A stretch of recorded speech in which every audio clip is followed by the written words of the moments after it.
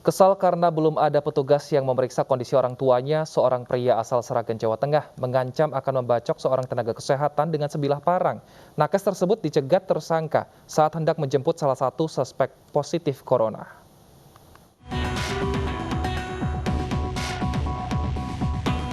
Supriyanto, warga desa Kalikobok, Sragen, Jawa Tengah, diringkus aparat Polres Sragen usai mengancam seorang tenaga kesehatan bernama Ririn menggunakan sebilah parang.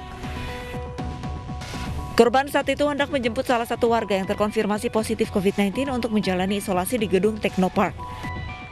Mulanya, tersangka hanya ingin menakuti korban dengan mengancam dan akan membacok korban. Tersangka kesal karena nakes belum memeriksa kondisi orang tuanya yang juga positif corona. Namun pernyataan ini berbanding terbalik dengan informasi dari korban yang menyatakan jika orang tua tersangka sudah sembuh dari corona. Saya kecewa, mau saya langsung diperiksa, ternyata tidak langsung diperiksa. Dengan ngambil parang ini di mana? Dari kebun. Dari kebun? Iya, saya pas bersih-bersih. Pengancaman dengan menggunakan senjata apapun, baik senjata tajam maupun senjata api, dalam proses penanggulangan COVID-19 tidak dibenarkan. Masyarakat memiliki saluran, memiliki media untuk bisa menyampaikan dengan koridor hukum yang ada. Tersangka mengaku menyesali perbuatannya. Namun Undang-Undang Darurat Nomor 12 Tahun 1952 tentang penguasaan senjata tajam dengan ancaman maksimal 10 tahun penjara tetap akan dijatuhkan kepada pelaku. Dari Sragen, Jawa Tengah, Joko Piroso Ainis melaporkan. Pemirsa, Polda Jawa Timur menutup total akses jalur utama masuk kota Surabaya di Bundaran Waru. Langkah ini diambil sebagai upaya mengurangi aktivitas masyarakat demi mencegah penularan COVID-19. Warga disarankan mencari jalan alternatif. Penyekatan PPKM Darurat Jawa Bali di hari ke-6 di kawasan pintu utama masuk Surabaya ditutup. Dan ini mengakibatkan kemacetan yang parah. Namun sebagian warga tetap berusaha mencari jalan alternatif seperti di kawasan Jalan Menanggal, Jalan Raya Brigjen Katamso, dan beberapa jalur lainnya. Sama halnya seperti di kawasan Jalan Dukuh Menanggal, Surabaya, kendaraan juga menumpuk hingga terjadi kemacetan. Penutupan dilakukan guna meminimalisir mobilisasi masyarakat yang tidak berkepentingan, dilarang keluar rumah kecuali ambulans, pembawa tabung oksigen, orang sakit maupun tenaga kesehatan.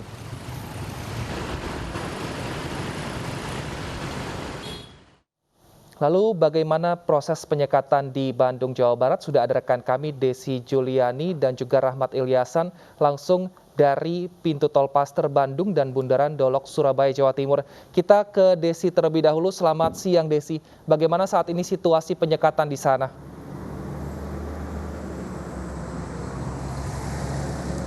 Ya, selamat siang Wilson dan pemirsa. Untuk penyekatan di gerbang tol Paster, tepatnya di pintu keluar tol Paster, akses menuju pintu masuk kota Bandung.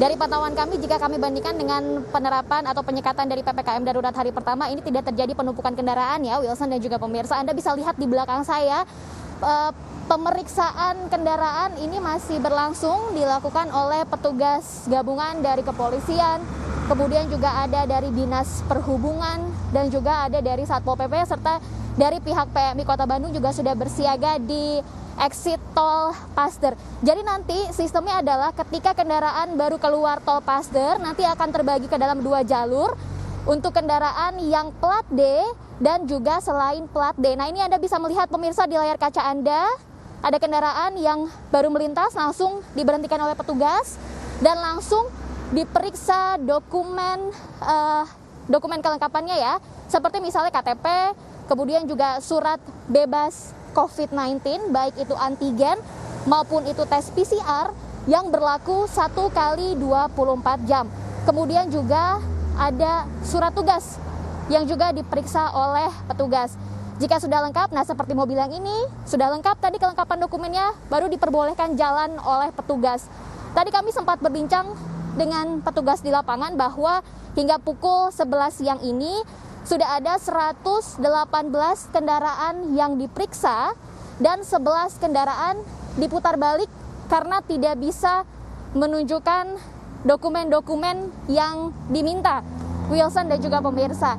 Dan di masa PPKM darurat ini untuk penyekatan di Kota Bandung ini terbagi ke dalam 3 ring, di mana di gerbang tol ini merupakan ring 3 dan rencananya penyekatan di tol ini, di exit tol ini akan berlangsung selama 24 jam.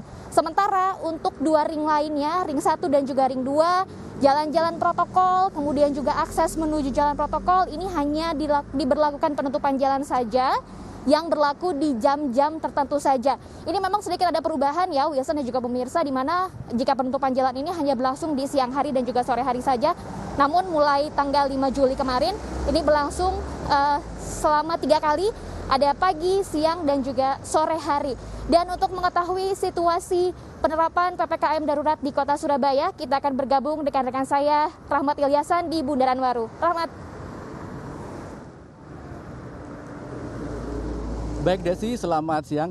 Saat ini saya berada di Bundaran Dolok Surabaya. Hari ini merupakan hari penutupan kedua di kawasan Jalan Ahmad Yani dan juga di kawasan Pintu Masuk Surabaya, di kawasan Cito Surabaya.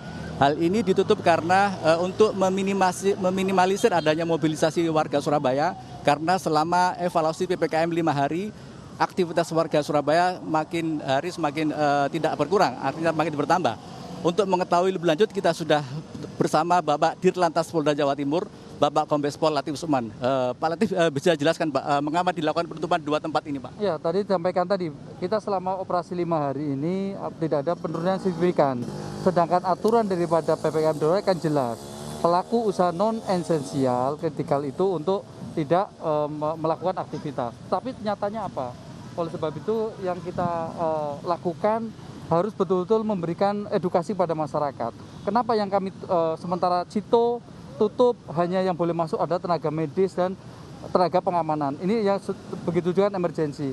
Karena kami tidak bisa memilah begitu banyak yang non esensial ini masih beroperasional.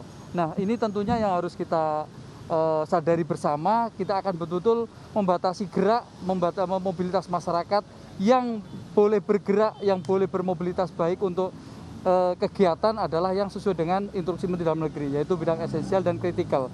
Nah, kami melakukan penutupan bukan untuk menyusahkan masyarakat, tapi kami akan membagi begitu mengatur demikian sehingga tidak terjadi penumpukan-penumpukan pada satu kegiatan aktivitas masyarakat.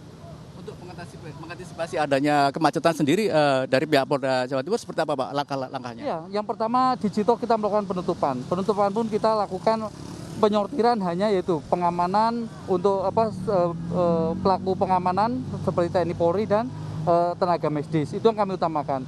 Terus kami melakukan lagi penyekatan di sekat kedua yaitu di Taman Pelangi.